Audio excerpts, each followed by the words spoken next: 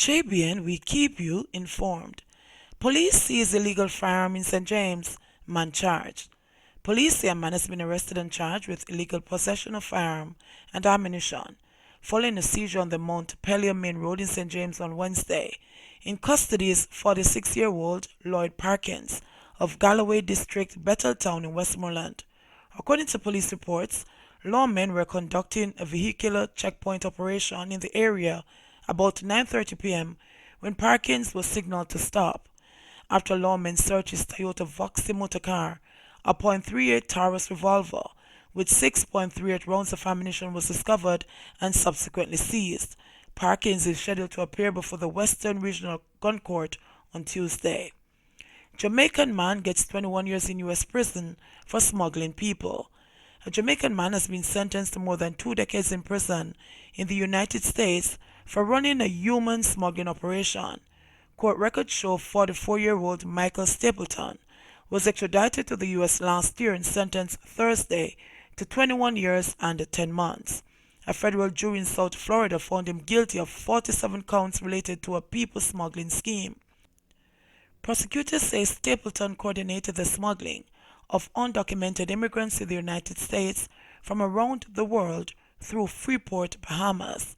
Witnesses testified that Stapleton used the vulnerability of the immigrants to exploit them by demanding more money from them after they were in his power, keeping them in deplorable conditions, mistreating them, and sending them out in unsafe boats. Security guard killed in St. Ann crash. A 31-year-old security guard died as a result of injuries he received in a motor vehicle crash on the AGR Byfield Highway on Wednesday, July 10. The police have since identified him as Orlando Watkins of Lower Buxton, Brownstown, St. Ann.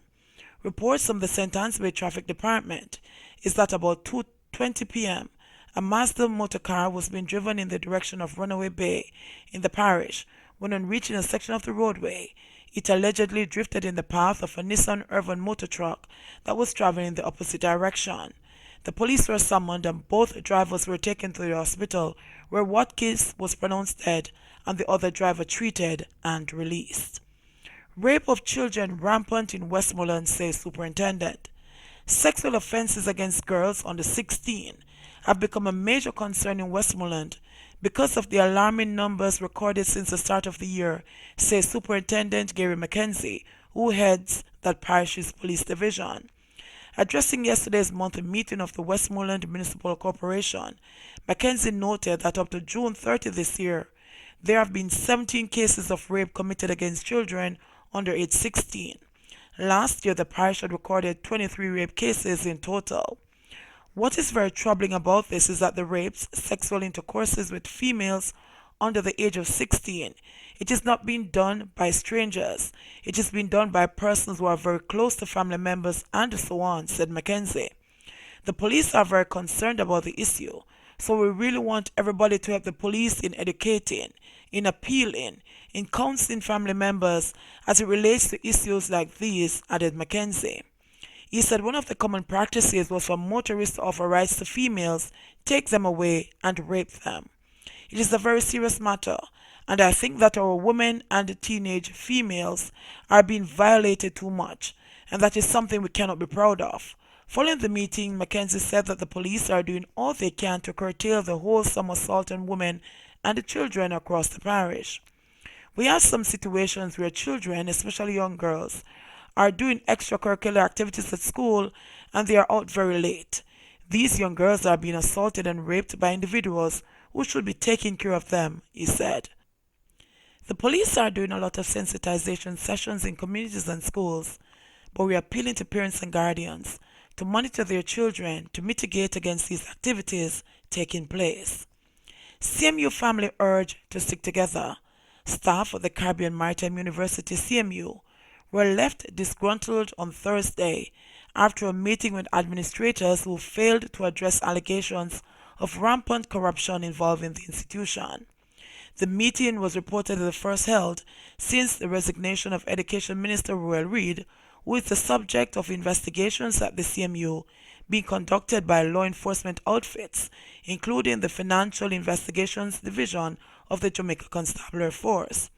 It also followed reports by the CMU Council this week that it was not notified about the employment of 4 individuals, including former Jamaica Labour Party caretaker Othniel Lawrence and consultant Gail Donwell Campbell, key figures in the ongoing CMU corruption saga.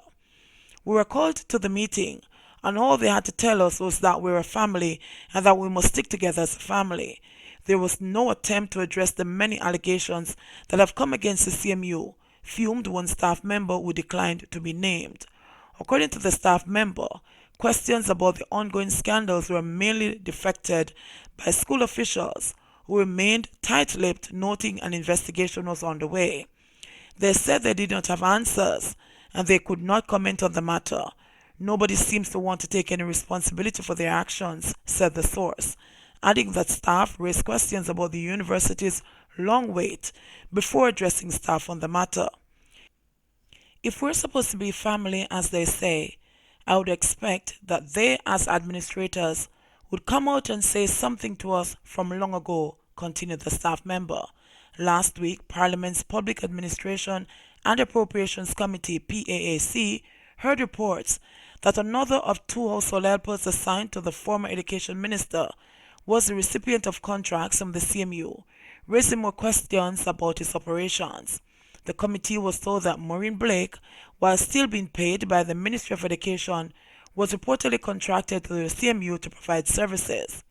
Already linked to the CMU was another of Reid's helpers, Doreen Miller, through whose bank account millions of dollars in payments by the CMU to Donwell Campbell were routed.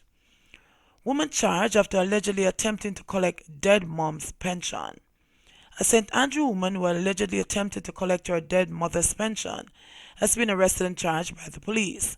The Counter-Terrorism and Organized Crime Branch report that 54-year-old Janet Jarrett of Hillside Crescent was charged on Wednesday with forgery, uttering forged documents, and obtaining money by means of false pretense. It is reported that on January 21, Jarrett went to the Accountant General's Department to update the banking information of her mother, Hermine Bryan, to facilitate the collection of her pension. The police say she presented an identification card which arose the suspicion of the representative. The police were alerted and an investigation was carried out which revealed that Jarrett's mother died in 2016. She was subsequently arrested and charged. She is scheduled to appear in the Kingston and the St. Andrew Parish Court on Tuesday, July 30. Accused woman beater whimpers after judge remands him until September. When James Martin entered the docks of the Kingston and St. Andrew Parish Court on Friday, July 12, he was appearing all macho. But when he heard that he would be locked up until September 2, all appearances of a macho man disappeared. The grown man whimpered and pleaded with the judge to reconsider the decision, but his pleas fell on deaf ears. Martin's former spouse had complained to the Kingston Central Police that Martin was constantly beating on her and was brought before the court to answer to assault charges. The complainant seemed extremely afraid of him and even asked the court to dismiss the charges, but Senior Parish Judge Von Smith seemed to smell a rat and questioned the soft-spoken woman. "You want the case to finish, ma'am?" Judge Smith asked. The woman took several minutes before she could muster a weak nod of approval. "Why you want the case to finish?" the judge continued. This time the woman could find no answer, and after several more minutes, the investigating officer in the case offered some information to the court. "She always comes to the station to report the incidents, but don't want to press charges. He's around there beating her up every minute," the female cop said. The court was told that Martin had been beating the woman in January, March, April, and June. "You still live with him?" Judge Smith asked. "No, sir, I was living with him last month," the woman replied. The judge then turned his attention to the accused man. Martin denied the allegations when he was questioned by the judge. "Nothing like that, Your Honor. There was no beating," Martin said. But Judge Smith was not impressed. "Why would she tell lies on you when she just told me she wanted to end the case?" the judge asked. Martin had no clear answer. The magistrate then ordered Martin remanded in custody. The man was in no mood to hear that kind of ruling. "Your Honor, we have two youth, you know. Your Honor, man," Martin begged. The tears were close to start streaming down his face as he was led into the holding area. A police sergeant ordered him to turn around so the handcuffs could be slipped on him.